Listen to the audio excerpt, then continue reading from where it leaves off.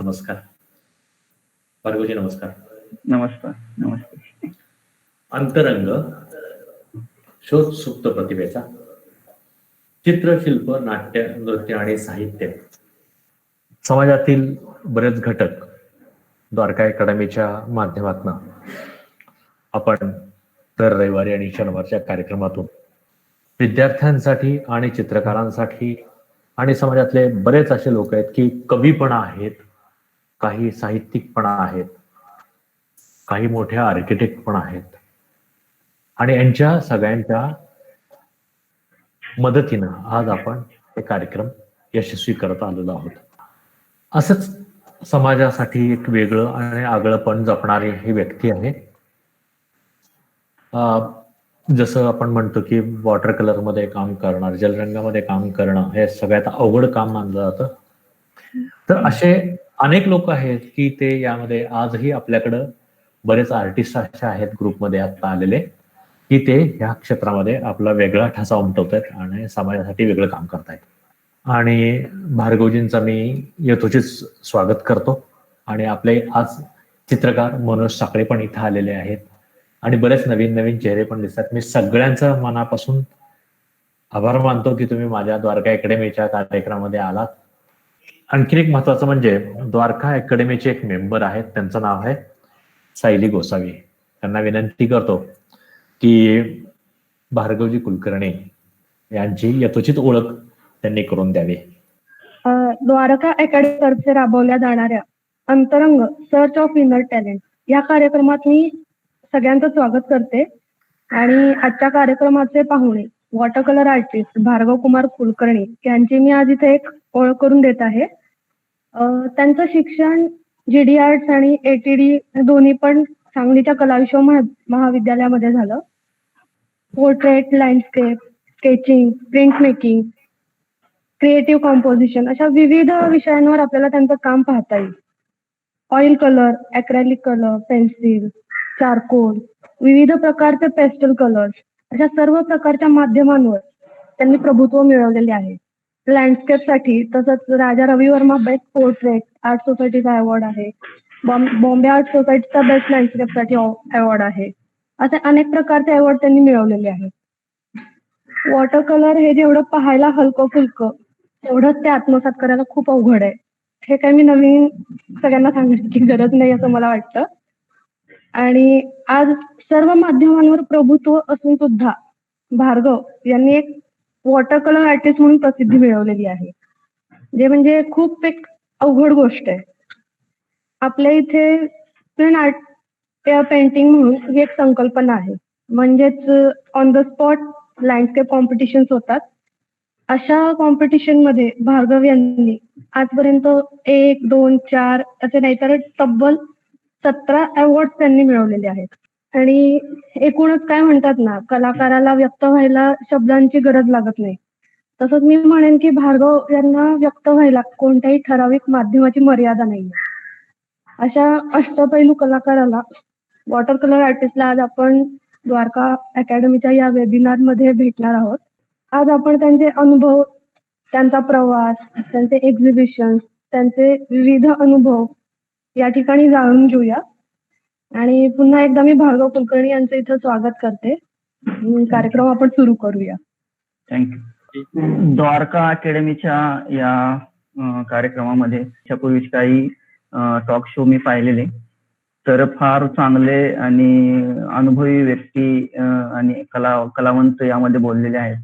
आणि खूप मोठे जे गुरुस्थानी असणारे खूप सारे लोक या वेबिनार मध्ये त्यांनी भाग घेतलाय आणि आपले अनुभव सांगितलेले.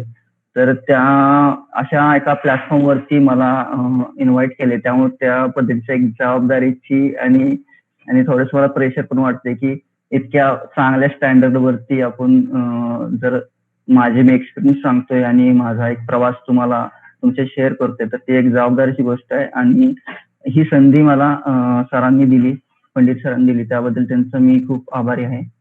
तर माझं इंट्रोडक्शन सायली गोसावी यांनी केलेलं आहे. खरं तर सायली कॉलेजमध्ये मैत्रीण आमच्या ती ज्युनियर होती आणि मैत्रीण असल्यामुळे तिनं थोडी जास्त स्तुती केली. तर तितका मी काय फार अजून त्या चांगल्या पद्धतीचा आर्टिस्ट नाही. अजून प्रवास चालू आहे.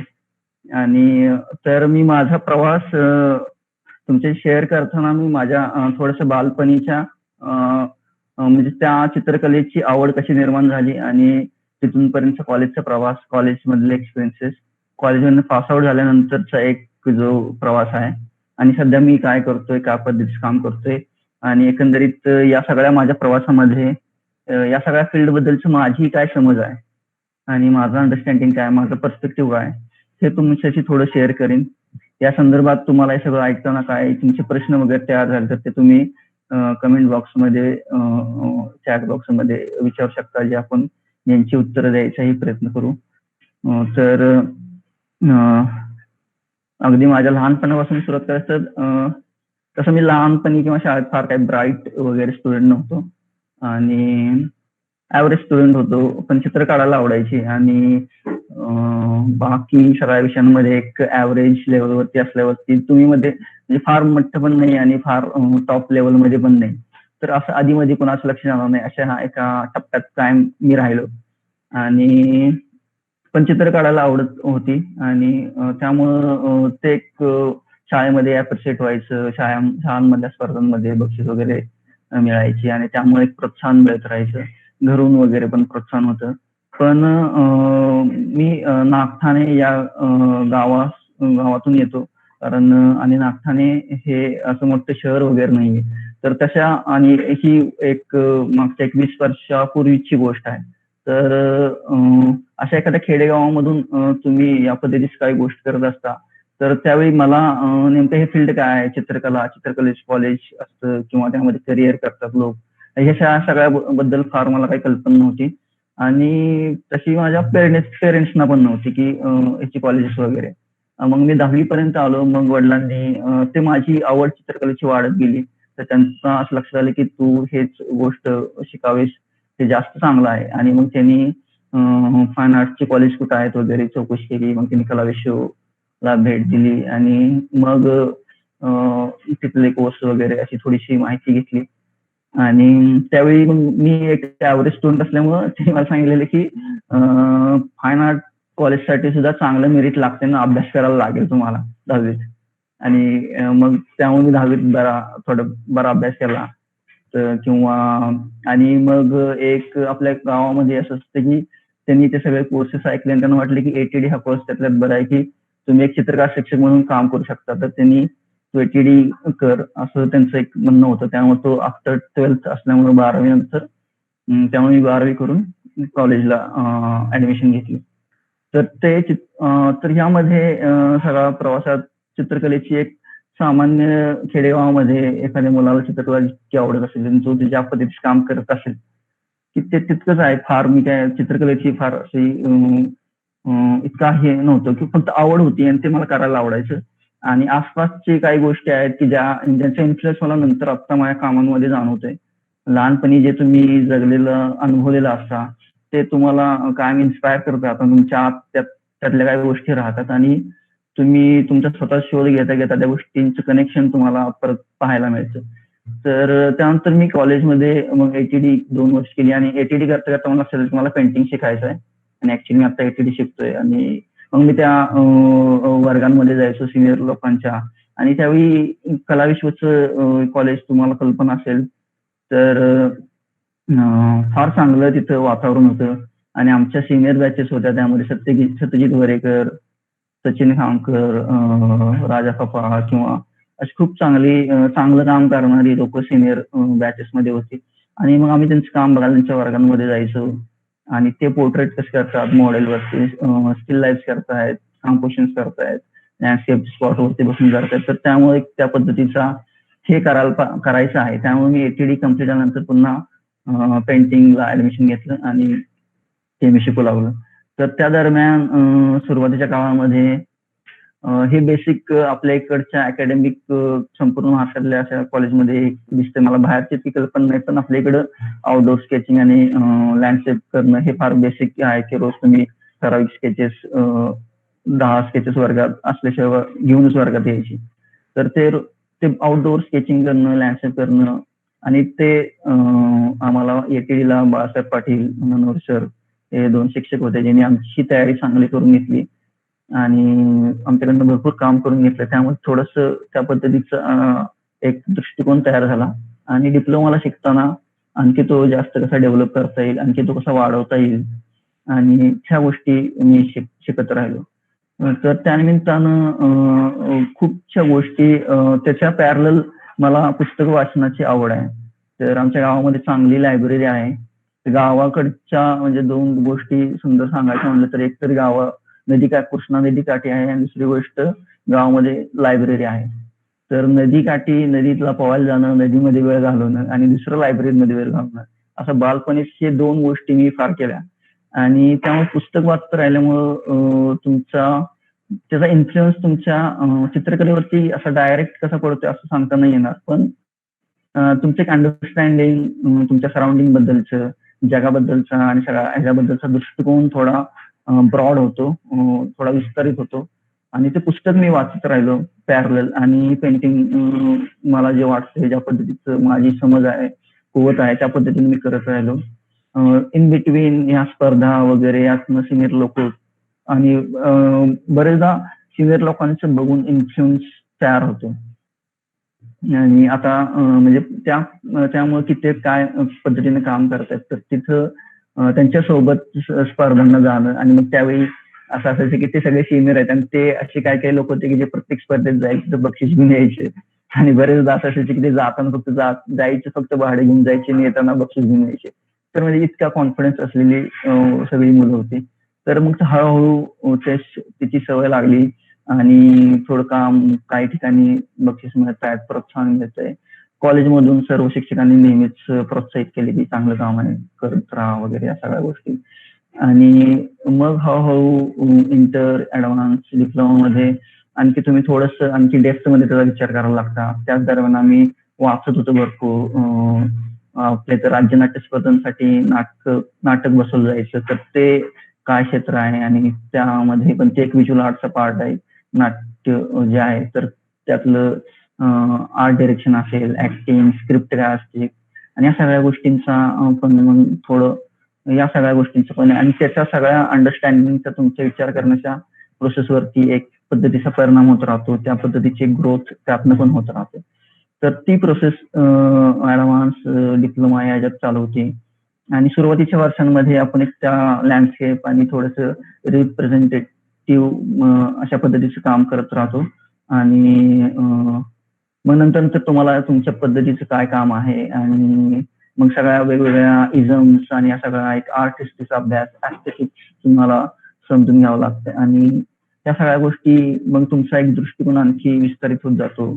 त्यामध्ये ह्या सगळ्या ज्या पद्धतीनं इतक्या वेगळ्या पद्धतीनं वेगवेगळ्या लोक काम करतायत. आपल्या इकडे पण बघितलं तर भारतामध्ये महाराष्ट्रात स्कूलिंग वेगळं आहे. तुम्ही जर कोलकात्याला जाल तर तिथलं स्कूलिंग, तिथलं जे अकॅडमिक ज्या पद्धतीचं शिक्षण आहे वेगळं आहे. तुम्ही बडोद्याचं वेगळं आहे, दिल्लीचं, बेंगलोरचं. तर ह्या सगळ्या म्हणजे वेगवेगळ्या पद्धतीनं ते डेव्हलप करतायत किंवा त्या पद्धतीचं एक शिक्षण आहे, एक स्कूलिंग आहे आणि त्या सगळ्यांमध्ये पण चांगलं काम होते आणि तर त्याची एक अंडरस्टँडिंग, त्याचं एक ऍप्रिशिएशनची भूमिका तुमची किंवा एक त्याची पृष्ठभूमी तयार व्हायला लागते की अमूर्त चित्र जे आहेत तर ती साहजिक आहे, ती ATD किंवा सुरुवातीच्या फाउंडेशनच्या वर्षांमध्ये कळायची नाहीत आणि काय वाटायचं की नेमकं काय आहे आणि काय ते कसं बघायचं याचा एक ही तयार व्हायचं नाही. पण ते तुम्हाला डिप्लोमाला जाता जाता त्यातली गंमत करावी लागते की स्पेस रंगवण्याची एक त्यात गोष्ट आहे आणि एक व्हायब्रेशन आहे, एक मूड आहे, एक पद्धतीचे एक्सप्रेशन आहे आणि रंगांची एक हार्मोनी आहे आणि प्रत्येक आर्टिस्ट आपल्या पद्धतीचे एक रेंडरिंग आहे, ब्रशस्ट्रोक आहे, ब्रशवर्क आहे आणि त्यांची त्यावरची असलेली कमांड काय पद्धतीची आहे. तर ते थोडं डिप्लोमा पर्यंत वाईड होत गेलं अशा पद्धतीचं. सो मग मी डीपेड पण सांगलीला कम्प्लीट केलं आणि मी नंतर शिक्षण पूर्ण झालं. तर कॉलेजची गंमत अशी आहे की कॉलेजमध्ये तुम्ही फक्त शिकायला आलेला असता आणि तुम्हाला घरचा पेरेंट्सचा सपोर्ट असतो. सो तुम्ही तिथं फार कॉन्फिडंट असता, म्हणजे तिथं तुम्हाला करिअर करायचं नसतं, काय पद्धतीचे प्रेशर्स नसतात आणि तुम्ही अगदी मोकळेपण तिथं तुम्ही बेस्ट तुम्ही कष्ट केले ते तुम्ही चांगलं काम करता. पण ऍक्च्युली खरी जी तुमची परीक्षा बघितली जाते ती ऍक्च्युली पासआउट झाल्यानंतर सुरू होते. ज्यावेळी मी पासआउट झालो त्यावेळी नेमकं काय करायचं याची मला कल्पना नव्हती की एक्झिबिशन्स कुठं करायचे किंवा मी जे करतोय ते कुठे एक्झिबिट केलं पाहिजे, चित्र कोण विकत घेणारे लोक कोण असतात आणि त्या सगळ्याबद्दलची मला फार कल्पना नव्हती. आणि मग मी ठरवलं की मी पुण्याला जाईन. पुण्याला माझे काही मित्र राहायचे आणि मी पुण्यात 1 वर्ष राहिलो आणि त्या वर्षामध्ये पण मी फार या गोष्टींना सरावलो नाही आणि मला नेमकं काय काम करायचं याच्याबद्दलचा फार एक गोंधळ राहिला वर्षभर. आणि अगदी प्रामाणिकपणे सांगायचं तर वर्षभरात मी फार निराश झालो आणि मला वाटलं की मी हे नाही करायला पाहिजे आणि चित्रकला किंवा चित्रकार होणं हे मला शक्य नाही. आणि मी गावी परत आलो. सो गावी आल्यानंतर मी सगळं थोडं डोक्यातनं बाजूला काढलं आणि मला वाटलं की इथे कुठेतरी शाळांवरती शिकूया आणि हे फार आपल्याला झटणार नाही वगैरे. मग मी शाळेवरती 5-6 महिने शिकवलं. नंतर एक फाईन आर्ट कॉलेजवरती पुढचं 1.5 वर्ष शिकवलं आणि हळूहळू पुन्हा मी परत चित्र काढायला लागलो. आणि शाळेमध्ये शिकवताना मला मुलांसोबत लहान मुलांसोबत खास करून मला काम करायला मजा वाटायची आणि ते फार विश्वासानं स्वतःला सुपूर्द करतात आणि ती लहान मुलं 1ली, 2री, 3री आणि ते तुमच्यावर तितका विश्वास टाकतात आणि तिथे काय गोष्टी त्यामुळे मला थोडासा कॉन्फिडन्स बिल्ड झाला. मी कॉलेजवर काम करायला लागलो. तिथली पण मुलं तितकाच विश्वास ठेवायची आणि मग तिथं मला लक्षात यायला लागलं की मी माझा जर्नी किंवा माझी जी प्रवास आहे ते मी नाही केला तर या मुलांना मी ते सांगू शकत नाही की तुम्ही रोज 10 स्केचेस घेऊन या. कारण त्यांच्या लक्षात असेल की हे स्वतः इतकं काम चांगलं असून किंवा मी सगळं केलेलं आहे तरी पण हे चित्रकार न होता, कारण ती ज्या मी संस्थेत काम करत होती एक खाजगी संस्था होती आणि तिची परिस्थिती काय बरी नव्हती. ती सगळ्या विद्यार्थ्यांना माहित होती. तर म्हणजे मी माझा प्रवासाला घाबरून मी हे एक थोडा स्वतःला तो प्रवास टाळून किंवा ती सगळी जी काही मी जर्नी ऍक्च्युली घ्यायला पाहिजे हातामध्ये आणि ते चालायला पाहिजे तर ते न करता मी घाबरून या पद्धतीचं काहीतरी मी स्वतःला स्टेबल करायचा प्रयत्न करते. तर मला लक्षात आलं की यामधून मला ते नैतिक बळ मिळत नाही की त्यांना मी सांगावं की तुम्ही भरपूर कष्ट केलं पाहिजे, चित्रकलेसाठी इतकं कष्ट करायला लागतं, रोज स्केचिंग केलं पाहिजे, रोज काम केलं पाहिजे. आणि त्यांचा माझ्यावरती विश्वास असल्यामुळे मला असं वाटायला लागलं की मी माझ्या सर्वायवलसाठी त्यांचा बळी देतोय. म्हणजे मला लक्षात आलं की त्या 5 वर्षात त्यांना या इन्स्टिट्यूटमध्ये काय मिळणार नाही आणि 5 वर्ष झाल्यानंतर ते मला ब्लेम करतील की हिने काय शिकवलं नाही आणि परत त्यांना काय ते दुसरंच करायला लागेल. तर त्या पद्धतीचा एक गिल्ट पण त्यामध्ये होता. त्यामुळे मला वाटलं की आता जितक्या लवकर मी ते सोडेन आणि मी मला जे चित्रकार किंवा मला ज्या पद्धतीचं काम करायला आवडतं ते मी सुरू केलं पाहिजे. तर ते करता तिथं काही फार चांगले लोक मला मिळाले. सागर गोंधळे, कदाचित तुम्ही नाव ऐकलं असेल, चित्रकार सागर गोंधळे कराडचे, ते तिथं शिकवायचे आणि आमच्या बरेच चर्चा व्हायच्या आणि ते म्हणायचे की तुझं काम चांगलं आहे आणि तू ऍक्च्युली पेंटिंग करायला पाहिजेस, तू जॉब करू नको, हे मला ते वर्षभर सांगत राहिले. आणि आम्ही 2 वर्षांनी आम्ही दोघांनी एकत्र जॉब शोधला आणि मग मी पुण्याला आलो आणि नंतर मग थोड्या गोष्टी सोप्या होत गेल्या. कारण मी असं ठरवलं की आता मागं वळायचं नाही आणि मी म्हणजे त्या सगळ्या प्रोसेसला मला माहित नाही किती जणांनी शिकवणं हे फार जबाबदारीचं काम आहे, इंटरेस्टिंग काम आहे. पण तुम्हाला त्या परिस्थिती आणि तुम्हाला तुम्ही एक चांगल्या इन्स्टिट्यूटमध्ये पण त्या सगळ्या गोष्टी असणं गरजेचं असतं. बरेचदा तशी सुविधा आणि तसं तुम्हाला काम करू दिलं जात नाही. त्यावेळी तुम्हाला ना तुमचं स्वतःच काम करतात ना शिक्षक म्हणून पण त्या पद्धतीचं एक जॉब सॅटिस्फॅक्शन तुम्हाला मिळत नाही. सर मी शाळेमध्ये त्या कॉलेजमध्ये शिकवत असताना मला सकाळचा इतका कंटाळा यायचा त्या प्रोसेसचा आणि मग मी घरातून टिफिन वगैरे घेऊन कॉलेजला म्हणून निघायचो आणि मी बस पकडून कुठेतरी सागरेश्वर तुम्हाला ऐकून माहित असेल तर डोंगरावरती जाऊन बसायचो आणि तिथं मला एका वहीमध्ये मी लिहिलेलं आठवते की जॉब करायचं नाही आयुष्यात परत कधी. आणि असं काही गोष्टी मी लिहून ठेवायची की हे आपल्याला चित्र काढायचे आहेत आणि हे आपण जॉब कधी करायचं नाही वगैरे वगैरे असं काही. इतकं ते त्या पद्धतीचं होतं. तर फॉर्च्युनेटली मी तिथनं बाहेर पडलो आणि ते ठरवलं की माघारी वळायचं नाही एक आणि आपण प्रयत्न करायचा. म्हणजे असं मला असं वाटलं की आपलं स्वतःचा विषय आहे आणि त्या पद्धतीची रिस्क आपण का घेऊ नये. फार तर आयुष्य एक काय म्हणता येईल, जर त्या पद्धतीने गोष्टी घडल्या नाहीत तर ते अपयशी ठरेल. पण एक आयुष्य अपयशी ठरल्यावरती बाकी लोकांना आपण त्यामुळे काही फार त्रास देत नाही. पण आपण जर ही प्रयत्नच केला नाही तर आपल्याला आयुष्यभर त्याचा रिग्रेट राहील की आपण ऍटलिस्ट प्रयत्न तर करायला पाहिजे होता. तर मला वाटलं की आपण प्रयत्न करायचा. आणि आता मला लक्षात येते की सक्सेस वगैरे ह्या नंतर येणार गोष्टी आहेत. तुम्ही ही प्रवास फक्त चालत राहायचा. बाकी गोष्टी तुमच्या मनाप्रमाणे घडतात, कधी घडत नाहीत. तर त्याचं तुम्ही फार मनावरती न घेता तुम्हाला ज्या आवडतात त्या गोष्टी करत राहणं शांतपणे, आणि त्यातनं मार्ग दिसायला सुरू होतात. आणि बाकी त्याचा एक कमर्शियल भाग आहे किंवा तुम्ही अर्थार्जन किंवा तुमचं जे काही अर्निंग आहे त्यातनं मिळणार, त्यातनं गोष्टी होत राहतात. कमिशन वर्क असतील किंवा इतर सगळ्या गोष्टी, गॅलरीजची तुमची ओळख होत जाते आणि तुम्ही एक्झिबिशन करता, लोकांना तुमचं काम दिसायला लागतं. आणि काही वेळा लोक इंटरेस्टेड लोक आहेत ते पेंटिंग तुमचे सेल होतात आणि या सगळ्या गोष्टी एका बाजूला चालू असतात.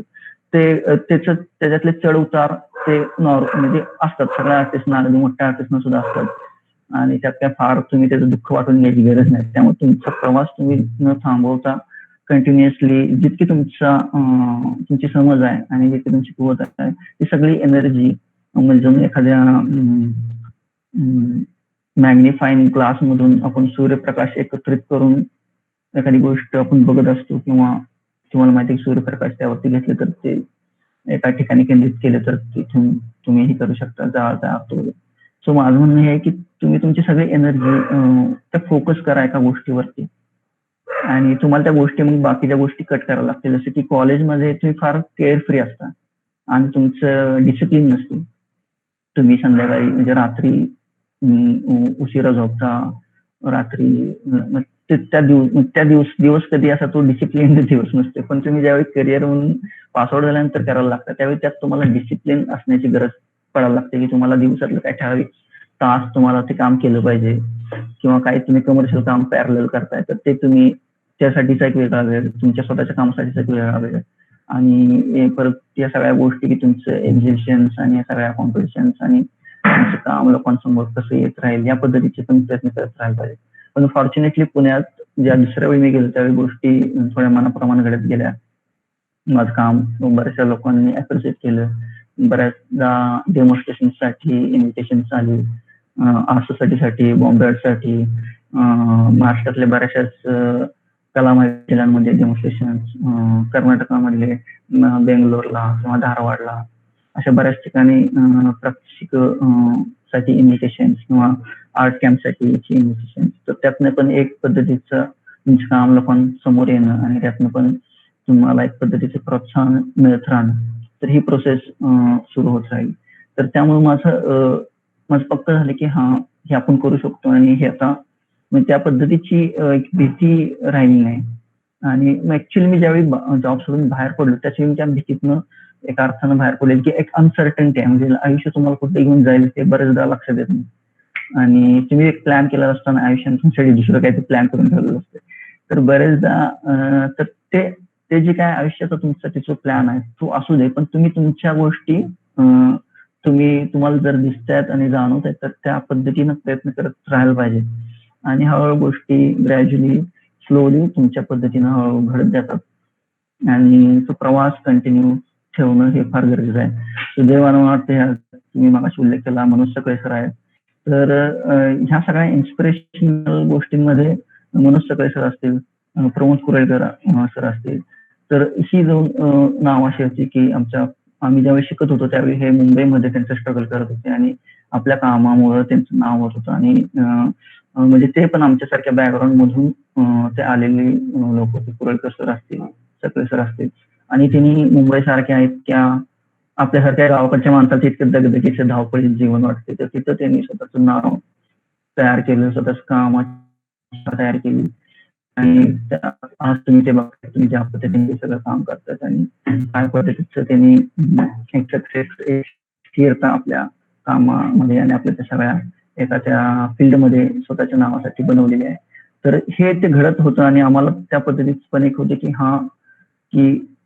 म्हणजे आपण बघतो की समोर आपल्याला एक मार्गदर्शक अशा पद्धतीचे लोक दिसतात का हे धडपडत आहेत आणि हे आपलं काम तयार करतात, आपली जागा तयार करतात त्या ह्याच्यात. आणि त्यामुळे त्या पद्धतीची पण इन्स्पिरेशन मिळत राहिली. मध्यंतरी आपल्याच अकॅडमीवरती कामत सरांचं पण लेक्चर ऐकले तर त्या पिरियडमध्ये कामत सरांनी पण खूप एनकरेज केलं. त्यांनी आर्ट सोसायटीसाठी डेमॉन्स्ट्रेशनसाठी बोलवलं. तर ते कामत सरांबद्दल सांगायचं तर ते त्यांचाही आत्ताच्या या पिढीमध्ये कोण चांगलं काम करते आणि पण सातत्यानं काम करत राहते, तर अशा लोकांवरती त्यांची लक्ष असतं. बरेचदा त्यांना ते एनकरेज करतात आणि तर प्रोत्साहन देतात. तर या पद्धतीचे प्रोत्साहन मिळत राहिलं आणि असा टप्पा हा सगळा प्रवास चालू होता. इन बिटवीन मी पुस्तक वाचत होतो आणि पुस्तकांमधला इंटरेस्ट माझा कायम तसाच राहिला. त्याबरोबरच एक वर्ल्ड सिनेमा माझा आमचे काही मित्र चित्रपट त्या फील्डची रिलेटेड असल्यामुळे वर्ल्ड सिनेमा बघायची सवय लागली. त्यामुळे पण तुमचं एक अंडरस्टँडिंग परत आणि तुमचा एक दृष्टिकोन सगळ्या जगाबद्दलचा आणखी परत डेव्हलप होत राहतो. तर पुस्तकं आणि चित्रपट हे चालू होतं. तर हे करता करता पुण्यातले चित्रकार आहेत चंद्रमोहन कुलकर्णी, यांची पण त्या दरम्यान ओळख झाली. ते त्यांनाही माझं काम वगैरे बरं वाटायचं, ते प्रोत्साहन द्यायचे वगैरे आणि त्यांचं काम मला इंटरेस्टिंग वाटायचं. कारण त्यांच्या कामामध्ये एक पद्धतीचं असं एक फ्रेशनेस आणि एक ओरिजिनल असं काहीतरी मला बरेचदा वाटते की जे बऱ्याचदा पेंटिंग मध्ये पण पाहायला मिळत नाही, ते त्यांच्या इलिस्ट्रेशन मध्ये मला बरेचदा दिसतं. तर त्या दरम्यान मग मला हे इलिस्ट्रेशन अकॅडमी आणि मला वाटलं की ची ओळख झाली. रियाज म्हणून आहे, ते तुम्ही एकतारा.com वरती तुम्ही सर्च करू शकता. तर मला वाटलं की हे मी करून बघायला पाहिजे, कारण मला पुस्तक आवडत होते आणि चित्र काढायचे, असं ते कॉम्बिनेशन होतं. तर मला वाटलं की हे मी करून बघायला पाहिजे. तर ते मी इलिस्ट्रेशन चा एक त्या पद्धतीचा कोर्स होता, तर तो मी अटेंड करायचो आणि मग मला ते इंटरेस्टिंग वाटत गेलं आणि लहान मुलांसाठी चित्र काढणं आणि त्या पद्धतीचं साहित्य आणि ते. तर आता मी गेली 2-3 वर्ष ऍज इलिस्ट्रेटर म्हणून काम करतोय. माझी 4-5 पुस्तकं लहान मुलांची मी इलिस्ट्रेट केलेली आहेत, ती पब्लिश झालेली आहेत. काही ठराविक 3-4 मॅगझिन आहेत जी सातत्यानं बालसाठीसाठी समर्पित आहेत. त्यांच्यासाठी ही मी इलिस्ट्रेशन काम कंटिन्युअसलीच करतोय. तर हे पेंटिंग आणि हे असं एक पॅरलल चाललेलं काम आहे. तर त्यामध्ये पण मला एक थोडं परत लार्जर जग बघायला मिळालं, कारण तो जो कोर्स होता तो महाराष्ट्राच्या बाहेर होता आणि त्या देशभागातून वेगवेगळ्या स्टेटमधनं आलेली मुलं मुली होती आणि ते परत वेगवेगळ्या भाषा बोलणारे, वेगवेगळ्या कल्चरमधनं आलेले आणि त्यांचे काय काय अप्रोच आहे, ते काय पद्धतीनं काम करतायत वगैरे. आणि तुम्हाला थोडंसं आणखी वायडन जग बघायला मिळतं, आणखी थोडंसं विस्तारित आणि जग बघायला मिळतं. तर तोही एक्सपिरियन्स आणि मला ते फील्ड ही कळलं की त्यात किती डेप्थ आहे आणि जगभरात किती प्रचंड त्या फील्डमध्ये पण काम केलेलं आहे लोकांनी. तर मग मला हे आणि ते एक द्वंद्व किंवा त्या पद्धतीचा एक चर्चा कायम चालू राहते की ते फाईन आर्ट वेगळी आणि इलिस्ट्रेशन हे आणि त्या पद्धतीचं. पण मला त्यात फार चर्चेमध्ये मला असं कळलं की त्यात फार पडण्यात काही गरजेचं नाहीये. तुम्हाला जर आवडते तर तुम्ही करत राहायला पाहिजे. आणि पेंटिंग आणि इलिस्ट्रेशन काम हे असं कंटिन्युअसली सध्या चालू आहे. तर आता हा आणि रिसेंटली मी भोपाळला शिफ्ट झालेलो आहे. 7-8 वर्ष पुण्यामध्ये फ्रीलान्सर काम केलं आणि आता मी रिसेंटली 5-6 महिने झाले भोपाळमध्ये काम करतोय. सो या प्रवासमध्ये आणखी तर म्हणजे माझ्या काम करायच्या पद्धतीबद्दल थोडं सांगायचं झालं तर मीडियम मला सगळेच आवडायचे. अगदी चारकोल, ऍक्रेलिक, ओपेक मीडियम जे आहेत, ऍक्रेलिक, पोस्टर कलर्स किंवा ऑइल कलर्स आणि वॉटर कलर्स पण मी करत राहायचो. तर सगळेच मीडियम मध्ये मला काम करायला आवडतं. वॉटर कलर मला त्याची गंमत अशी आहे की वॉटर कलरची बरंच त्यात एक हॅपनिंग आहे, कारण ते माध्यम थोडं त्या माध्यमाची जी कॅरेक्टर आहे ते सेन्सिटिव्ह आहे. कारण पाणी वॉटर कलर बरेचदा तुम्ही ते मीडियम जर तुम्ही काम करत असाल तर तुमच्या लक्षात येईल की ते इतकं सेन्सिटिव्ह आहे की बरेचदा म्हणजे वॉटर कलर करत असताना असं आपण असं डान्स करतोय असं वाटतं आणि तुम्ही कधीही तोंडावर पडू शकता. अशा पद्धतीची मीडियम आहे, कारण इतकं सेन्सिटिव्ह आहे की पेपर तुम्ही ओला केलेला आहे, पेपरवरती पाण्याचं प्रमाण किती आहे, ब्रशमध्ये पाण्याचं प्रमाण किती आहे, ब्रशमध्ये पिगमेंट किती आहे आणि ते पाणी सुकायला लागलंय आणि तुम्ही ब्रश म्हणजे तुम्हाला ज्या पद्धतीचा रिझल्ट पाहिजे तर त्यासाठी इतकी सेन्सिटिव्ह हे आहे की त्या प्रेसमध्ये थोडंसं पाण्याचं प्रमाण जास्त झालं तर ते रंग उघळून येईल, किंवा पेपर अगोदर जास्त ड्राय झाला तर तो जास्त हार्ड पॅच होईल. तर म्हणजे ह्या पद्धतीचं एक हॅपनिंग आहे, म्हणजे तुम्ही रंग सोडता पेपरवरती आणि एक तिथे काहीतरी तुम्ही प्लॅन न केलेलं काहीतरी घडत राहतं आणि तुम्ही एका बाजूला तुम्ही ते बॅलन्स करत राहता की तुम्ही कंट्रोल करत राहता आणि माध्यम आपल्या पद्धतीने खेळत राहतं.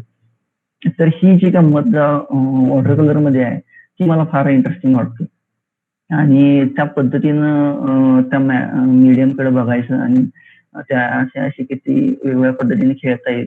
सेन्सिटिव्ह माध्यम आहे, अगदी तुम्ही म्हणजे ते ट्रान्सपरंट पण आहे. तुम्ही एखाद्या रंगाचा वॉश दिला त्यावरती दुसऱ्या रंगाचा वॉश दिला तर परत एक तिसऱ्या रंगाचा एक होणारा एक परिणाम तुम्हाला दिसतोय. बरेचदा ओपेक मीडियम मध्ये तुम्ही पॅलेट मध्ये रंग तयार केला तर तोच लावता आणि तोच तुम्हाला दिसेल, किंवा वाळल्यावर थोडासा त्यात फरक पडेल. पण ट्रान्सपरंट मीडियम मध्ये त्या शक्यता परत बदलत राहतात सारख्या. तर ते एक मला त्या माध्यमाची जी काही गुणवत्ता आहे ते मला कायम आकर्षित करते आणि त्यामुळे मला वाटतं वॉटर कलर हे थोडं मी जास्त प्रॅक्टिस केलं आणि हे मी करत राहिलो. दुसरी गोष्ट, ज्या पद्धतीची मी चित्र काढतोय त्याबद्दल पद्धतीबद्दल सांगायचं म्हणलं तर कॉलेजमध्ये आपण सगळ्याच पद्धतीची चित्र आणि स्टील लाईफ, पोर्ट्रेट या सगळ्या गोष्टी करतो, कॉम्पोजिशन्स करतो, डेकोरेटिव्ह, रिप्रेझेंटेटिव्ह किंवा नॉन रिप्रेझेंटेटिव्ह काम करत राहतो. पण सध्या मी मोस्टली ज्या पद्धतीचं काम करतोय त्याचं एक मी मगाशी सांगत होते की लहानपणीच्या तुमच्या ज्या काही मेमरीज आहेत आणि ते जे एक्सपिरियन्स आहेत ते तुमच्या फार जवळ आहेत. कारण अजून बालपण सगळं नदी काठी गेलेलं, नदीकाठी असलेल्या गावी गेलेलं. सो त्या ज्या मेमरीज आहेत आणि त्यामुळे मला फिरून फिरून नदी, पाणी पेंट करायला आवडतं. हे आता मला लक्षात येतं की जिथे जिथे पाण्याचे ठिकाण आहेत, ती नदी असेल, तलाव असेल, एखाद्या आर्किटेक्चरल साईट मध्ये पाणी आहे. आता बरेच मुघल आर्किटेक्चरल तुम्ही जर बघितले तर त्यामध्ये पाण्याचा एक इंटरेस्टिंग पद्धतीने वापर केलेला आहे. तुम्ही विजापूर मधले साइट्स बघा किंवा खूप ठिकाणी मुघल आर्किटेक्चर मध्ये पाणी फार इंटरेस्टिंग पद्धतीने वापरले, कारण ते इतकं भव्य आणि त्यातल्या कमानी परत त्याचं रिफ्लेक्शन पाण्यामध्ये आहे आणि ते सगळ्या एक वेगळ्या पद्धतीचा एक मूड तयार होतो. तर पाणी असलेली पाणी पेंट करायला लावते. पाण्याचे मूड बदलत राहतात. जर तुम्ही पावसाळ्यामध्ये एखाद्या तलावाकाठी किंवा नदीकाठी आहे आणि ढग आले तर पाण्याचा टोन एक पद्धतीने बदलत जातोय किंवा त्याचा स्पर्श बदलत जातोय, तिथला मूड बदलत जातोय. तर हे पाण्याबद्दलचं जे काय वाटणं आहे तर ते त्याच्याबद्दलची जी काय ओढ आहे तर त्याला ते शोधणं मला वाटतंय काहीतरी त्या पद्धतीने मी, कारण माझं एक शो, आमचा एक स्पॉन्सर शो झालेला पुण्यामध्ये, तर त्यामध्ये 15-20 पेंटिंग होते मला आठवतंय. तर ती सगळी नदीची होती, कृष्णा नदीची, आणि सगळी पाणी आणि नदीबद्दलच्या सगळ्या आठवणी किंवा त्या सगळ्या जे त्याला ती जी मेमरीज आहेत त्या पुन्हा एका पद्धतीने जगण्याचा प्रयत्न आहे. त्याला पुन्हा रिव्हिजिट करणं आहे त्या सगळ्या मेमरीजना. तर त्या पद्धतीचं मग हे काम हे कुठल्या दिशेनं जाईल याची मला कल्पना नाहीये, किंवा मी तसा स्वतः फोर्सफुली त्याला काही वेगळ्या दिशेने न्यावं असं मी सध्या तरी करत नाहीये. पण कदाचित याचा कंटाळा तर त्या वेगळ्या दिशेनं ते जाईल न जाईल याची मी फार काळजी करत नाही. आणि जर तुम्ही आता मी काय ठराविक माझं काम दाखवेन किंवा काय फोल्डर्स आहेत ज्यामध्ये तुम्हाला माझं काम जुनं काम आहे, काही नवीन काम आहे, काही स्केचेस आहेत, काही ओपेक मीडियम मधलं काम आहे, तर ते पण मी तुम्हाला दाखवेन. तर तुम्हाला मी काय पद्धतीनं माझे विषय आहेत आणि त्या पाठीमागचा काय विचार आहे हे पण तुम्हाला त्यामध्ये दिसेल. तर मला सगळ्या पद्धतीचे चित्र बघायला आवडतात आणि असं माझं असं काही नाही की चांगलं चित्र तुम्हाला आवडतं असं, म्हणजे तुम्ही जर सातत्यानं चित्र बघत राहिला तर तुमची चित्र बघायची एक दृष्टी तयार होते. जसं संगीताबद्दल आहे की तुम्ही शक्यतो सुरुवातीला तुम्ही शास्त्रीय संगीत ऐकले की ज्याला ऐकायची सवय नाही त्याला साहजिक आहे की तो तिथनं इतका एन्जॉय नाही करू शकणार. पण सातत्यानं तुमची एक काय म्हणतात की काम तयार होतो, तसं तुमची दृष्टी तयार होते. आणि चांगलं काम हे रिअलिस्टिक मध्ये पण चांगलं काम असतं, ऍब्स्ट्रॅक्ट मध्ये पण असतं, ऍब्स्ट्रॅक्ट मध्ये पण वाईट काम असतं, रिअलिस्टिक मध्ये पण असतं, किंवा डिस्टॉर्टेड जे काम आहे किंवा ज्या पद्धतीनं पिक्टोरियल कॉम्पोजिशन आपण म्हणतो अशा पद्धतीमध्ये, पण बरं वाईट काम सगळ्याच या प्रकारच्या कामांमध्ये आहे. तर चांगलं काम बघत राहण्यानं तुमची एक दृष्टी विकसित होत राहते आणि तुमचं परत त्यातनं येणार अंडरस्टँडिंग तुम्हाला स्वतःच्या तुमच्या कामांमध्ये त्याची एक पद्धतीची मदत होत राहते आणि त्या पद्धतीने काम डेव्हलप होत राहते. मला वाटते सर मी माझे काही काम दाखवायला हरकत नाही. तर ही काही जलरंगातली कामं आहेत. काम आहेत. हे एक काम आहे जे एका आंतरराष्ट्रीय स्पर्धेमध्ये चीनच्या युनिव्हर्सल वॉटर कलर एक्सपोजिशन म्हणून 2018 मध्ये एक स्पर्धा चीनने आयोजित केली होती, ज्यामध्ये जगभरातून बरीच मला वाटतं 3,000-3,500 चित्र आली. तर त्यातनं त्यांनी 100 चित्र निवडलेली. तर हे त्यामध्ये निवडलेलं चित्र होतं. तर हे एक्झिबिट झालं चीनमध्ये आणि ते तिकडं सोल्ड झाले, विकले गेले. तर हे एक चित्र आहे. हे नदीचं चित्र आहे, गावाकडच्या नदीचं. हे काही चित्र आहेत जलरंगातले चित्र आहेत. हा, तर ही जी चित्र आहेत ही एकदम माझ्या सुरुवातीच्या याच्यातली आहेत. हे कॉलेजमधलं चित्र आहे आणि जर कला विषयामध्ये शिकलेला कोणी विद्यार्थी असतील तर त्यांना लक्षात येईल की हे कला विषयामधली कॅन्टीन आहे. तर ही पर्णकुटी. हा, पर्णकुटी. हा. तर हे विजापूर मध्ये आम्ही एका कॅम्पसाठी गेलो. तर विजापूरमध्ये खूप आर्किटेक्चरल साईट आहेत आणि इंटरेस्टिंग साईट आहेत, जे मी म्हणत होतो की मुघल आर्किटेक्चरमध्ये पाण्याचा जे काय वापर आहे आणि त्यातनं जे काय एक व्हिज्युअल आणि एक गंमत तयार होते. तर विजापूरची बरीचशी चित्र मी केलेली आहेत. त्यापैकी हे काय, हे तिथलं स्पॉट आहे. ताज बावडे म्हणून ही एक सिरीज होती जी मी पुण्यामध्ये आल्यानंतर केलेली होती की ह्या एकंदरीत आर्किटेक्चरल साईट बद्दल मला थोडं त्या सगळ्या गोष्टींबद्दल मला जास्त एक पद्धतीचं आकर्षण आहे.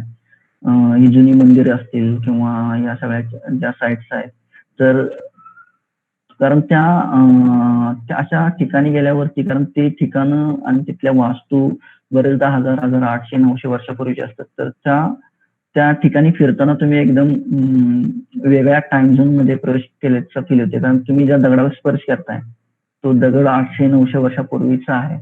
ही जी फिलिंग आहे आणि त्या 700-800 वर्षांच्या ऊन पावसांमुळे त्या एक दगडावर जे कॅरेक्टर तयार झालेलं असते आणि त्याला एक पर्सनॅलिटी तयार झाली असते. तर त्यातली जी काही गंमत आहे ती चित्रांमध्ये कशी पकडता येईल, तर तशी बरीचशी चित्र आहेत. तर ते अजून पुढेही बघता येईल. हे भुलेश्वर म्हणून पुण्याजवळचं ठिकाण आहे.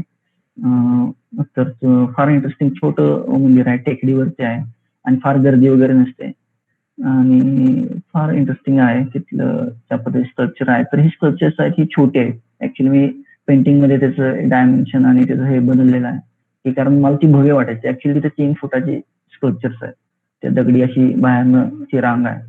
मला ते असं मोठं काहीतरी लार्जर मला वाटायचं बघताना, कारण तिथे त्याला अशी वरती छत आहे आणि त्याचा एक अंधार पडतोय आणि त्या अंधारातनं त्या सगळ्या स्ट्रक्चर्स अशी अवतीर्ण होत आहेत, त्यातनं बाहेर येतात आणि त्यांच्या पायांवरती वगैरे लाईट आणि चेहऱ्यांवरती कमी लाईट आहे वगैरे. तर ते एक असं काही गूढ तयार होते त्या सगळ्या लाईटच्या खेळामध्ये. तर ते पकडण्याचा प्रयत्न यामध्ये होता की एक चित्र. आता ही चित्र ऍक्च्युली माझा हे मी अशी लावलेली नाहीये ते त्या विषयानुसार. तर हे गोव्यामधलं चित्र आहे. हे परत गावाकडचं चित्र आहे. हे ऑन द स्पॉट केलेलं चित्र आहे. हे परत विजापूरचं चित्र आहे. हे गोव्याचं आहे. हे परत गावाकडच्या नदीचं आहे. तर इथं जी ठिकाणं आहेत जिथं नदी आंघोळ करायला पोहायला जायची, तर ती ठिकाणं चित्रामध्ये कशी वाटतात असं प्रयत्न होता. हे पुन्हा विजापूरचं आहे. हे विजापूरचं पेंटिंग आहे. हे विजापूरचं आहे. हे रिसेंटली काम आहे थोडं नाशिक मध्ये रिसेंट काही महिन्यापूर्वी गेलतो, ते हे केलेलं एक रॅपिड थोडस चित्र आहे. हे नाशिकच आहे. हे नाशिकचं, हे पण नाशिकचं. ही या पद्धतीची एक सिरीज केली ती पावसाळ्यांमधल्या जे एक क्लायमेट तयार होते आणि तुम्ही जर ट्रेकिंगला वगैरे जात असाल तर जी हिरवळ आणि फुलं आणि जे काय तुम्हाला बघायला मिळते त्या पद्धतीचे मूळ चित्रांमध्ये पुण्याच्या आसपास भरपूर अशी जागा आहेत तुम्ही पावसाळ्यात फिरायला जाऊ शकता आणि ही सगळी फुलं त्या टेकड्यांवरती पसरलेली असतात. हे पुन्हा विजापूरचं. हे रिसेंटली मांडू मध्य प्रदेशमधलं ठिकाण आहे, तर तिथं केलेलं चित्र. हे मांडूचं आहे, हे महेश्वरचं आहे.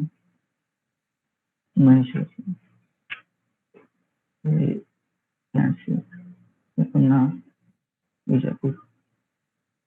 हे मुंबई सीएसटी मधल्या पावसाळ्यामध्ये, आणि तिथे सीएसटीचा तुम्ही चौक बघितला तर ती इतकी मोठी स्पेस आहे आणि पावसाळ्यात ते सगळं रस्ता ओला झालेला असतो, सगळं म्हणजे काचेसारखं आणि त्याचं रिफ्लेक्शन तिथं असतं. तर त्यातली जी काय मजा आहे, तिथं स्पेस वेगळी वाटायला लागते, कारण वरती आकाश आहे, आभाळ आहे, ते उंच उंच ते ब्रिटिश पद्धतीचं आर्किटेक्चर आहे आणि त्याचं परत रिफ्लेक्शन उलट खाली पडले आणि खाली पण स्कायचा लाईट त्या रस्त्यांवरती पण आहे. तर त्यामुळे तिथे एक येणारा स्पेसचा अनुभव आहे त्या पावसाळ्यांमध्ये अशा ठिकाणी. त्यातली एक गंमत पकडायचं हे रिसेंट काम आहे. इथं भोपाळमध्ये मी राहतो, तर भोपाळला सिटी ऑफ लेक्स असं म्हणतात. तिथं भरपूर मोठी मोठी तळे आहेत आणि त्यापैकी एक हे शहापुरा म्हणून तळ. तर संध्याकाळी हे परत मुंबईच्या पावसाळ्यात. हे मी तुम्हाला म्हणलेलं की त्या भुलेश्वरच्या सिरीज मधलं एक चित्र आहे. हे पुण्यामधलं हे महेश्वरचं चित्र. हे मांडू मधलं आहे. विजापूर हे एका कॉम्पिटिशन साठी हे बाहेरचं स्पॉट आहे, एका कॉम्पिटिशन साठी केलं. हे पुन्हा भोपाळमधले काही चित्र आहे. हे भोपाळमधले चित्र आहे, थोडं रिसेंट चित्र आहे. भोपाळमधलं चित्र आहे, भोपाळमधलं चित्र आहे. हे भोपाळमधलं आहे. तर ते खूप मोठी तलाव आहेत आणि त्याच्या भोवती एक जुन्या पद्धतीचे आर्किटेक्चरल बिल्डिंग आणि ते सगळं असं क्लायमेट आहे ओल्ड भोपाळमध्ये, कारण त्या भोपाळची हिस्ट्री तशी जुनी आहे आणि जुन्या भोपाळमध्ये फिरताना हे सगळे स्पॉट तुम्हाला बघायला मिळतात आणि त्यातनं चित्राची शक्यता दिसायला लागतात. तर हे भोपाळमधलं चित्र आहे. ते पुन्हा नदीचं चित्र आहे गावाकडचं. हे लँडस्केप पावसाळी पुन्हा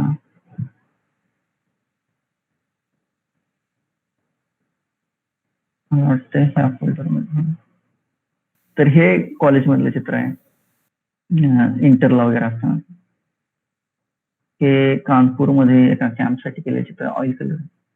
तर यामध्ये या फोल्डरमध्ये सगळी ओपेक मीडियमची चित्र आहेत. वॉटर पोस्टर असेल, ॲक्रेलिक असेल, ऑइल कलर असेल. हे कानपूर मधलं सांग.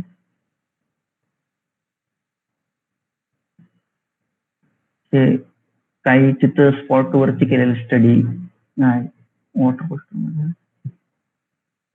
तर त्यातले काहीतरी असं गुड जी मजा आहे त्या लाईटची आणि त्या सगळ्या टोनची,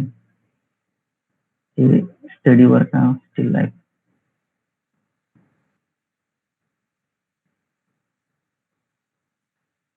ही काम आहेत जी मी कॉलेजला शिकवत असताना केलेली आणि हे करताना मला असं व्हायचं की वेळ मिळायचा नाही, कारण मला ट्रॅव्हलिंग करायला लागायचं. तर मी रात्री सगळं मांडून ठेवायचं, सकाळी कॉलेजला जायचो आणि दुपारी 4 वगैरे वाजायचे मला आणि सगळी लाईट वगैरे अरेंज करून जायचो आणि येऊन थोडं फ्रेश होऊन वगैरे मी काम करायचो. परत दुसरं रात्री मांडून ठेवायचो, परत सकाळी कॉलेजला जायचो. हे करता करता मला असं वाटायला लागलं की मी पेंटिंग करावं पाहिजे. तर ती त्या पिरियड मधली काम म्हणजे तिथं मी पुन्हा असं मला लक्षात आलं की हे आपल्याला करायला आवडतं आणि ऍक्च्युली हेच आपण करायला पाहिजे. तर त्या पिरियड मधली ही काम.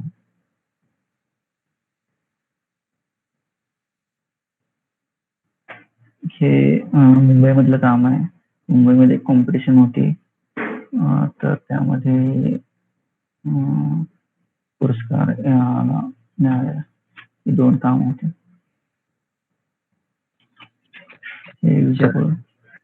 हॅलो. सगळ्या कॉलेजच्या आठवणी उभ्या केल्यात तुम्ही. हा, काही चित्र कारण त्या कॉलेजची त्या पिरियड मधली आहेत आणि पर्णकुटी दिसली एक हा. होतो. तर हे त्या वर्षी इंटर वगैरे म्हणजे हे 15-1 वर्षापूर्वीची चित्र आहे. आणि त्यावेळेची ही वेगळी पद्धत आणि तुमची एक पद्धत पण बदलत जाते.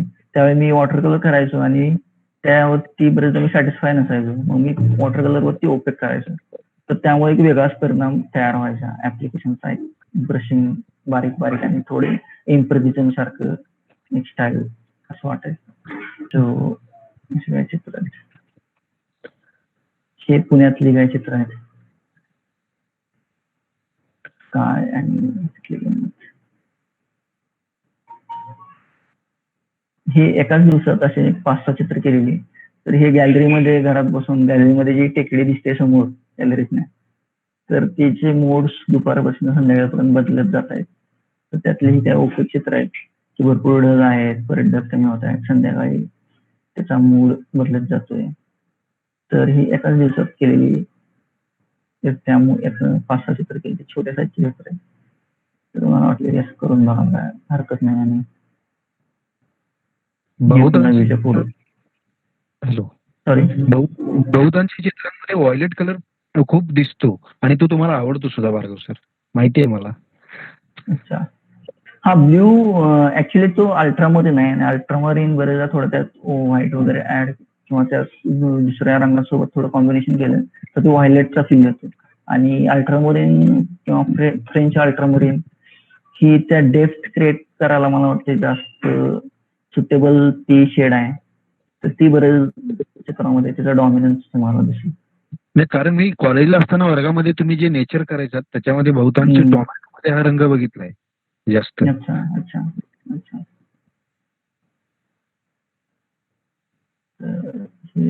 तर यामध्ये हे तर ऍप्लिकेशन तुमचं बदललं जाते. हे म्हणजे हे वेगळंच असं एक टेक्स्चरल म्हणजे आहे.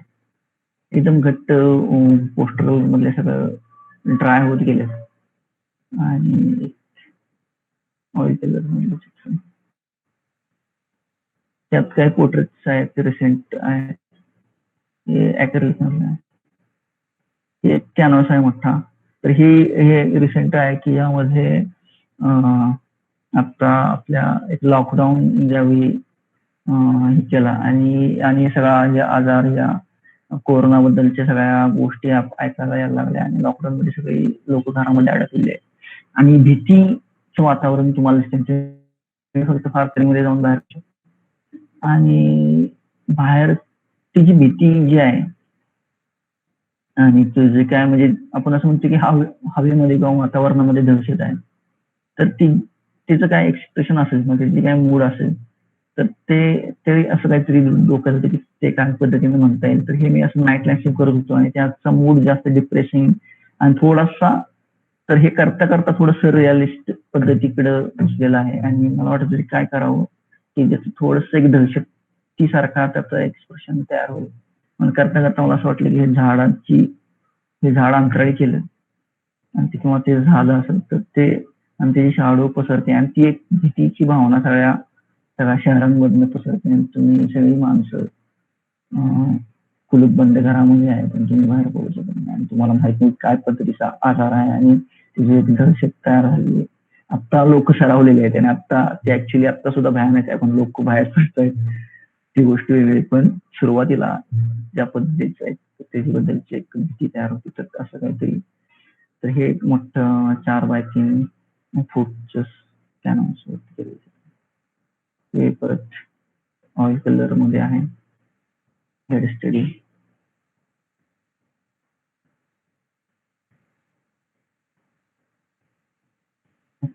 हे परत गावाकडचे नदी. पुन्हा गावाकडे ते जे मी तुम्हाला सांगितलं जे एक्झिबिशन केलं तुम्ही तर त्या एक्झिबिशन मधली हे 1-2 चित्र आहेत जे नदीवरती जे एक्झिबिशन. आणखी 1-2 आहेत ते मी पटकन आपण घेऊन बघू. आणि डायरी स्केच डायरी असते अशा पद्धतीचं काम करायला सुरुवात केली आणि मला ती जो फॉर्मॅट आहे डायरी स्केचबुक मध्ये काम करण्याचं ते मला इंटरेस्टिंग वाटत गेलं. तर त्यामध्ये काय थोडी इमेजेस आहेत आणि आपण बेसिकली असं करतो की एखादं वॉटर कलर किंवा एखादं पेंटिंग तर तुम्ही असं एक पेंटिंग आहे पूर्ण पेज वरती करता, म्हणजे दोन यामध्ये हे विकायचं म्हणलं तर कसं असा एक प्रश्न आपल्याला तयार होतो काय की हे दुसऱ्या पानावरती केलेलं आहे आणि आपलं अर्ध चित्र वेगळ्या पानावरती आहे. पण मला लक्षात आलं की ते चित्र विकायचं असला सगळा विचार बाजूला ठेवून मला ते पुस्तकासारखं असं एक चित्र 2 पानावरती पसरलंय ही त्यातली आयडिया जास्त आवडली. ती बऱ्याच जणांना म्हणत होतं की हे असं मग हे चित्र तू फ्रेम करू शकत नाहीस वगैरे. पण मला वाटलं की समजा एखाद्या एक्झिबिशन मध्ये ही डायरीज ह्या ज्या काही स्केचबुक होतील ते पण आपण टेबलवरती बघायला ठेवू आणि लोक एक्झिबिशन मधले पेंटिंग बघतील आणि स्केचबुक पण बघतील. तर त्यामुळे मला ही फॉर्मॅट जास्त आवडली. तर यातली यामध्ये चित्र आहे आणि हे कॅरी करायला सोपं आहे. छोटीच स्केचबुक आणि छोटस C18 1-2 ब्रश. तर त्यामुळे जी मजा येते तर ती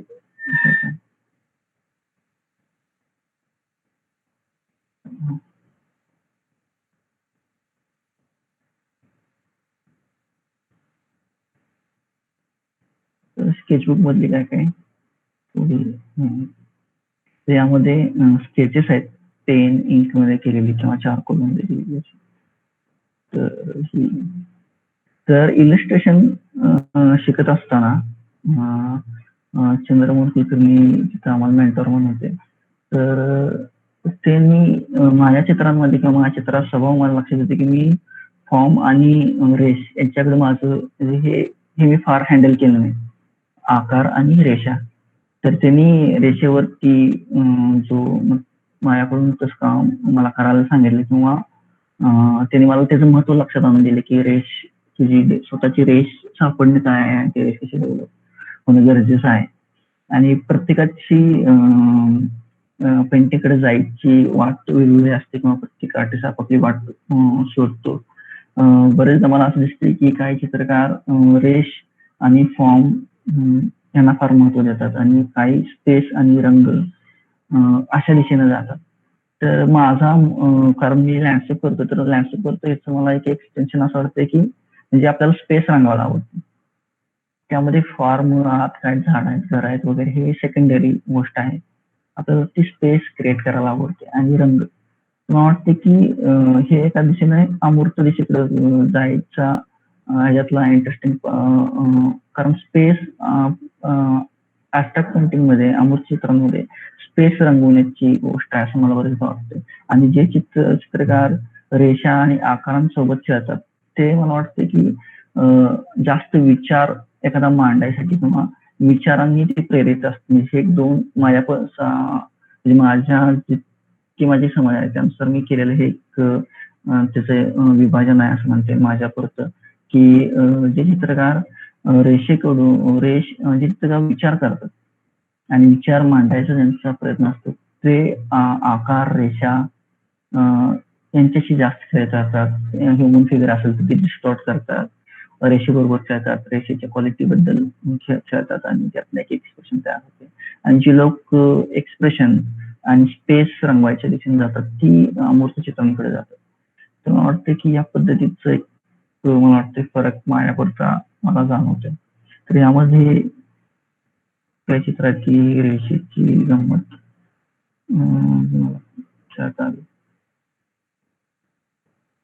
त्याच्यातली काय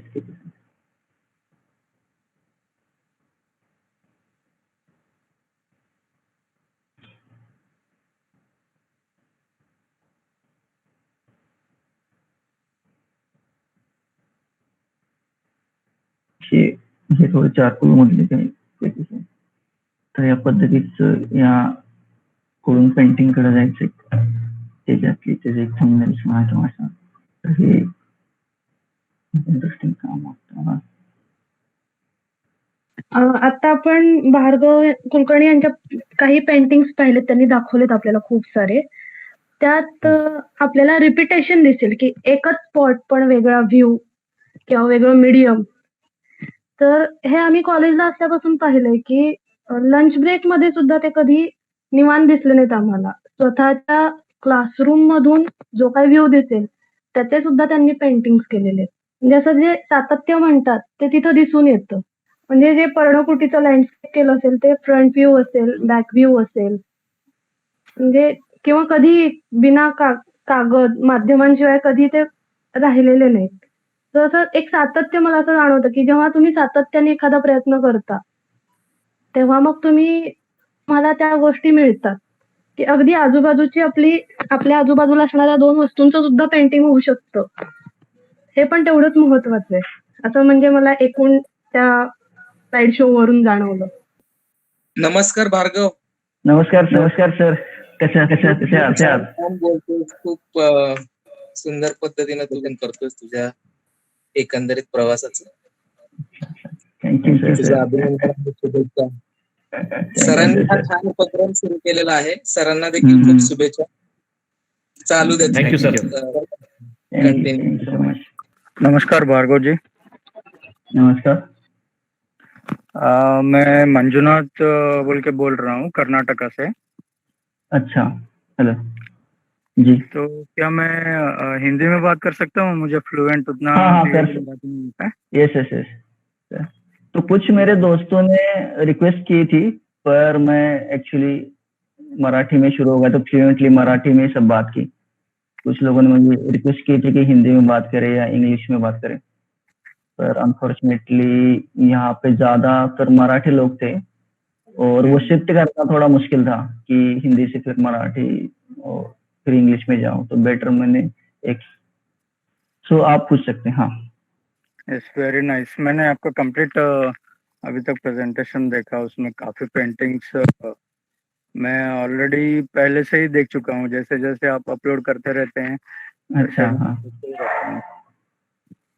It is a very happy moment to me and speaking with you.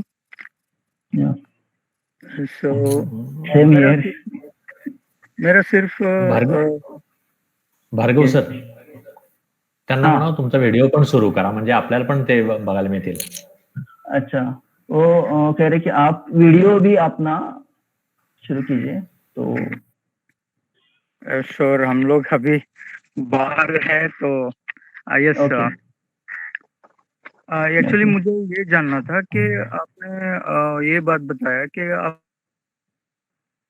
में आप अगर एक जगह पे लैंडस्केप करते हो तो दूसरा व्यू चेंज करके हम लोग लैंडस्केप कर सकते हैं वही, और अगर हम किसी और तरफ टर्न करेंगे तो वहीं पे और एक स्पॉट भी कर सकते हैं। समझता हूँ कि आपको मेरा क्वेश्चन समझ में आ रहा है। मैं नहीं समझा, आप फिर से पूछ सकते हैं क्या? हम लोग अभी एक पे बैठ के एक स्पॉट चूज करते हैं। ओके। उसके बाद हम लोग टर्न होते हैं और दूसरा वहीं पे दूसरा स्पॉट ढूंढ लेते हैं। हाँ। तो वैसे ही अगर एक जगह पे हम लोग 4 स्पॉट अगर ढूंढ सकते हैं तो उसके जैसा ही टाइमिंग कितना इम्पोर्टेंट होता है उसमें, कि हम लोग टाइमिंग चूज करना चाहिए या फिर कभी भी कर सकते हैं? और अगर टाइमिंग चूज करना है तो उसके बेनिफिट्स क्या क्या है, मतलब हम लोग लेट होने पर क्यों नहीं कर सकते? तो मुझे लगता है कि इस डिपेंड करता है कि आप किस तरीके से उसको अप्रोच करना चाहते हैं। ठीक है, आवाज ठीक से सुनाई दे रहा है? या क्लियरली है। हाँ, सो मैं ये कह रहा हूँ कि अगर आप किसी एक स्पॉट पे बैठे हो, ठीक है, और आपने एक पेंटिंग किया और आपको लगा कि और एक पेंटिंग हो सकता है किसी और दूसरे एंगल का, हाँ, तो आप कर सकते हो। लेकिन आप लैंडस्केप पेंटिंग आप कब करते हो? जब आप पहले आप देखते हो, ठीक है। आप ये प्लान करके नहीं जाते कि आज एक जगह बैठूंगा और चारों साइड की 4 पेंटिंग बनाऊंगा, ये आप प्लान नहीं करते। पहले आप देखते हो। सब जो भी विजुअल आर्ट है उसमें सबसे जरूरी बात यह है कि देखना सबसे बेसिक और पहले आने वाली बात है। अगर आपको पता है कि हाँ, इस एंगल से इस आर्किटेक्चर का ये एंगल दिखता है, यहाँ पे दोपहर को धूप अच्छी होती है, तो मैं इधर का पेंटिंग कर सकता हूँ। और आपको पहले आपको समझ में आना चाहिए कि आपको क्या स्ट्राइक हुआ उस स्पॉट का। हाँ, उसमें अगर आपको लाइट स्ट्राइक हुआ है तो उसी वक्त आपको, मतलब जिस वक्त का आपको लाइट अच्छा लगा है उसी वक्त आपको पेंटिंग करना चाहिए। अगर वहां पे लाइट का ड्रामा इंटरेस्टिंग है और अगर आप शाम को पेंटिंग कर रहे हो तो आपको वहां पे सनलाइट नहीं होगा, रोज जो आपको स्ट्राइक हुआ होगा वो उस पेंटिंग में नहीं आएगा। तो बेसिकली इसमें आप मैं ये कहूंगा कि आप देखना इस सबसे बेसिक और सबसे जरूरी चीज है कि आप देखते कैसे हो। तो सभी पेंटिंग की शुरुआत देखने से शुरू होती है। अगर आपको वहां दिखता है, वहां पॉसिबिलिटी दिखती है कि पेंटिंग की, तो आप करिए। अगर आपको लगता है कि वो इंडिविजुअल भी होता है, वो रिलेटेड भी होता है कि हर आर्टिस्ट कैसे उसके अप्रोच करेगा। कभी कभी मैं दिन में 2-3 छोटी स्केच पैड लेके जाता हूँ, तो 3-4 लाइन से हो जाता है दिन में। पर वो डिपेंड करता है कि आप कहाँ पे क्या करना चाहते हो। कभी कभी ऐसा होता है, मतलब हर बार नहीं होता। अगर आप ऐसी जगह होते हो कि आपने इस साइड का आपने किया होता है, आपने जस्ट एंगल बदला और वहां पे इंटरेस्टिंग कुछ है जो पेंट कर सकते हैं, जिसका पेंटिंग बन सकता है। So basically it's about how you see basically, and वो वहां से वो स्ट्राइक करेगा, वहां से वो आपको उसकी आइडिया आएगी। ठीक है, ओके। तो हमको टाइमिंग देखना उतना इम्पोर्टेंट नहीं है। हमको अगर सेटिस्फाई होता है, हमको अगर लगता है तो वो ठीक बनेगा तो कर सकते हैं। हाँ हाँ हाँ हाँ, थैंक यू सो मच। नमस्ते सर. नमस्ते.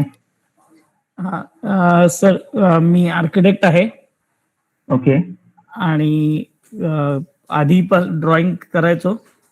पोर्ट्रेट्स सध्या करतो चारकोल मध्ये. अच्छा. वॉटर कलरिंग सो करायचो, आता ब्रेक पडला आहे. फक्त एक प्रश्न होता तुमच्यासाठी. आमच्या दृष्टीने जे नवीन आहेत आणि जे आता माझ्यासारखे आहेत, जे आता तुमच्यापासून इन्स्पायर्ड होऊन परत सुरू करतील वॉटर कलर्स. वॉटर कलरिंग मध्ये पेन्सिल वर्क हे किती इम्पॉर्टंट आहे? कारण बऱ्याचदा असा जुना एक्सपिरियन्स आहे की काही पेन्सिल वर्क चुकलं आणि ते इरेज केलं त्यावेळी, तर त्या ठिकाणी म्हणजे वॉटर आपण ज्यावेळी अप्लाय करतो कलर्स, तर जसे गोळे येतात तसे त्याप्रमाणे टेक्निकल एक गोष्ट तुम्ही म्हणताय. तर मला वाटतं की तुम्ही करत होता लँडस्केप असं, आणि तुमच्या एक्सपिरियन्स मधनं आलेली ही गोष्ट आहे की रबरनं खोडलं, जास्त खोडलं तर पेपर, हँडमेड पेपर आहे, त्याचं फायबर खराब होतो आणि त्याचे हे निघतात. सो मी म्हणेन की तुम्ही जर रिअलिस्टिक पद्धतीचं काम करताय तर त्याचा चांगलं ड्रॉइंग हा त्याचा बॅकबोन आहे. म्हणजे सगळं ड्रॉइंग वरती डिपेंड आहे. भले तुम्ही ड्रॉइंग सगळं करू नका, पण ड्रॉइंगचा सेन्स तुम्हाला पक्का असला पाहिजे. पर्स्पेक्टिव्हचा सेन्स चांगला पाहिजे. समजा काहीतरी आर्किटेक्चरल साईट आहे तर त्यात कॉम्प्लिकेटेड पर्स्पेक्टिव्ह असते, तर पर्स्पेक्टिव्हचं तुमची समज चांगली असेल तर ते सिम्प्लिफाईड होईल. तर ड्रॉइंगचा चांगला सेन्स हा यातली सगळ्यात बेसिक वाटते. त्यावरती सगळं पेंटिंग उभं राहतं. म्हणजे ज्या लँडस्केप पेंटिंग बद्दल म्हणतोय मी. जर तुम्ही आणखी एक्सपेरिमेंटल काय काम करता तर त्यामध्ये तितकं कदाचित, किंवा पोर्ट्रेट मध्ये सुद्धा ड्रॉइंग हा त्याचा जी बेसिक गोष्ट आहे. आणि त्यासाठी तुम्ही छोटी छोटी स्केचेस किंवा स्पॉटचे थंबनेल्स करायची एक पद्धत डेव्हलप करायला पाहिजे. थंबनेल्स बद्दल तुम्हाला कल्पना असेल की छोटस काही वेळा तुम्ही एक कट केलेली फ्रेम सुद्धा स्वतःजवळ ठेवू शकता, माउंट मध्ये एक विंडो कट करून, की ज्याच्यामधून तुम्ही स्पॉट बघताय. तर इतकं सगळं दिसत असताना त्याचा गोंधळ होत नाही. तुम्हाला लक्षात येते की ह्या चौकटीच्या आत जे दिसते ते मला करायचं आहे, त्यामध्ये कुठली रेष, बेसिक मोठे शेप कुठून कसे आहेत आणि त्या आपल्या पेपरवरती ते कुठे येत आहेत. तर त्याचं एक थंबनेल्स केलं म्हणजे छोटीसे तुम्ही मोठे मास, की एक घराची तिरकी रेषा आहे, एक झाड आहे, खाली एक गाडी आहे, म्हणजे त्याचं एक कॉम्पोजिशन तुम्हाला कळते. तर थंबनेल्स करायची पद्धत म्हणजे मी बेसिकली ती करतो. कारण कुठल्याही स्पॉटला ऍटलिस्ट मी एक चौकोन आखून एक थोडस त्याचा एक, म्हणजे तुम्हाला एक तुमचा प्रवास कुठल्या दिशेने जाणार आहे त्याची एक आयडिया मिळते की हा हे कॉम्पोजिशन आहे आणि हे किंवा एक 3-4 अँगलने तुम्ही केलं तर हे बेटर वाटतंय आणि हे फॉलो करूया. सो थंबनेल्स करणं हे त्यातलं एक पण वाटतंय महत्वाचा पार्ट आहे. आणि ड्रॉइंग तुमचं त्यासोबत डेव्हलप होत जाते. आणि पेपर तसा सेन्सिटिव्ह असतोय, तुम्हाला कल्पना आहे, त्यामुळे ते ड्रॉइंग करताना पण हलक्या हातानं केलं तर जास्त बेटर आहे. किंवा रबरनं तुम्ही जर ते खोडलं तरी पण ते जास्त, कारण ते ड्रॉइंगची तुम्हाला क्लॅरिटी पाहिजे, कारण ड्रॉइंग चुकते आणि परत ते खोडून परत तिसरं करावं लागते, परत ते खोडून आणि एकदा करावं लागते. तर त्यापेक्षा बेटर तुम्ही त्याची क्लॅरिटी घ्या, त्याचं एक रफ करा, कारण सर थंबनेल करा, म्हणजे तुम्हाला त्याची सोपं होईल. आणि लँडस्केप करताना किंवा आर्किटेक्चरल साईटचं करताना होत नाही, कारण ते लाईन वर्क मध्ये होऊ शकतं, पण पोर्ट्रेट करताना पोर्ट्रेट करताना बऱ्याचदा ते रब कदाचित करायला लागू शकतं, लागतं बरंच. किंवा मग नॉन मार्किंग इरेझर वापरलं तर काही फरक पडेल का त्याचा? पण ऍक्च्युली प्रॉब्लेम पेपर खोडरबरनं इरेज करण्याची ऍक्च्युली ड्रॉइंग कमांड फॉलो पाहिजे, तो मुद्दा आहे. तर त्यामुळं आणि याच्यामध्ये तुम्ही फायनल रिझल्टचा फार विचार करू नका, कारण ही प्रोसेस आहे किंवा ही जर्नी आहे, आणि हे तुम्हाला जर आवडतंय तर हे तुम्हाला कंटिन्यू करायला आवडत राहते असं समजून चालू आहे की हे तुम्हाला आवडते. तर तुम्ही ते कंटिन्यूस करत राहिला तर त्यातनं तुमचं काम डेव्हलप होत जातंय, तुमचं ड्रॉइंग डेव्हलप होत जाते, आणि तुमच्या लक्षात येईल की तुम्हाला ते फार परत खोडायला लागत नाहीये, आणि तुम्हाला ते मासेस आणि त्याचे एक अनाटॉमीचा सेन्स आणि मग लाईट आहे त्या सगळ्या गोष्टींवरती शॅडोज कुठे क्रिएट होत आहे, आणि वॉटर कलर मध्ये काय पद्धतीनं ते पकडता येईल. तर ते सरावाचा भाग आहे, आणि वाटते ते सरावानं तुमच्या लक्षात येईल की काय पद्धतीनं ड्रॉइंग करायचं. वाटतं तो तुम्ही कंटिन्यू केलं तर हे प्रॉब्लेम हळूहळू व्हॅनिश होतील.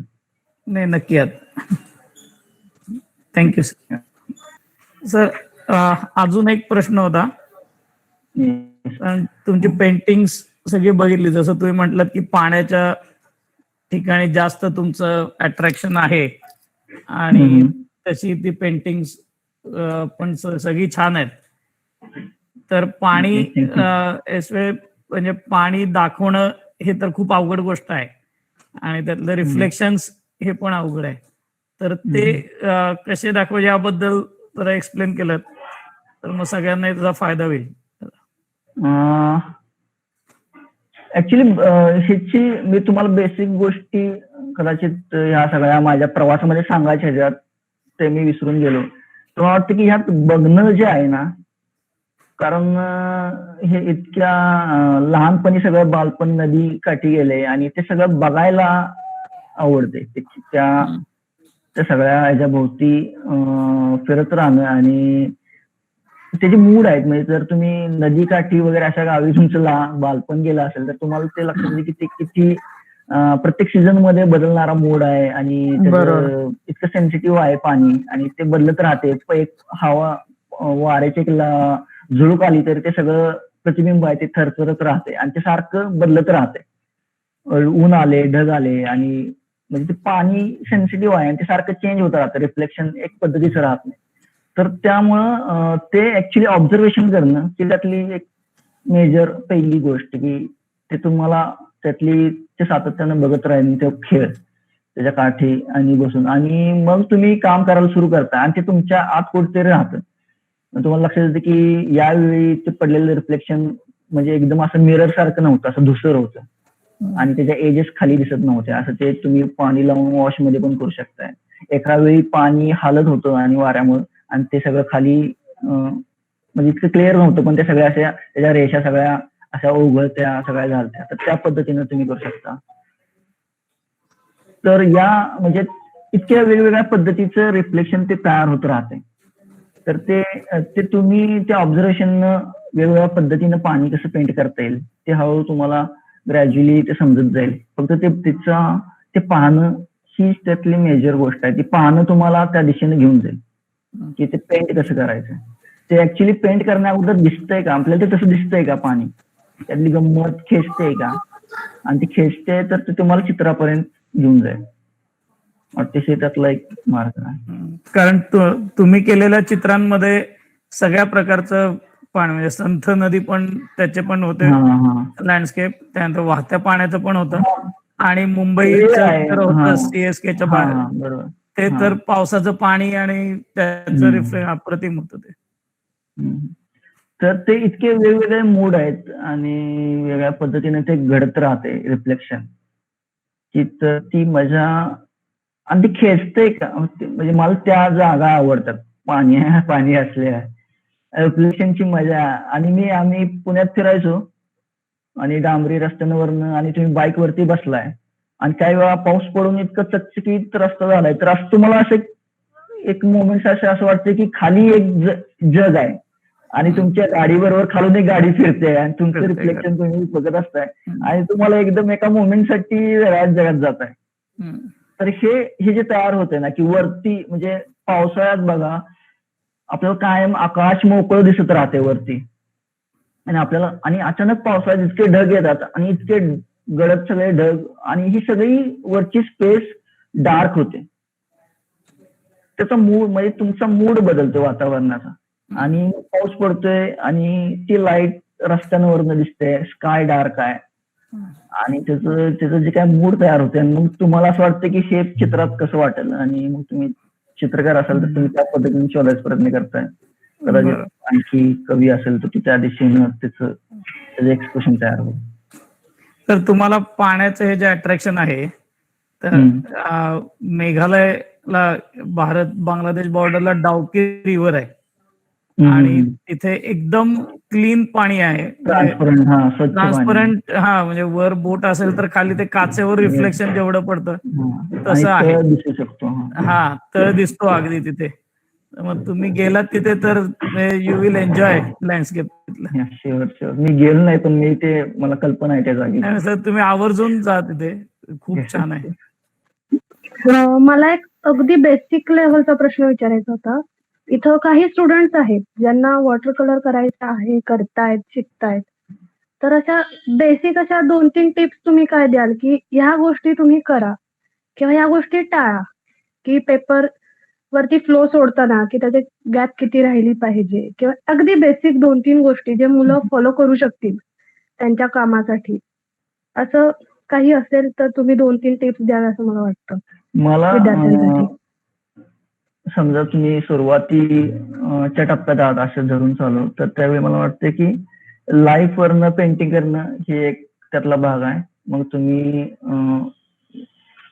स्टील लाईफ असतील वेगवेगळ्या वस्तू समोर मांडून आणि ते जलरंगामध्ये त्याचा सराव करणं याचा हा एक भाग आहे. आणि मग तिथं तुम्हाला ते मीडियम हळूहळू कळत जाईल. तुमची पॅलेट तुम्हाला कळते, कलर कॉम्बिनेशन तुम्हाला हळूहळू तुमची पॅलेटची तुमची समज डेव्हलप होते की काय पद्धतीने ते वापरते ते मीडियम.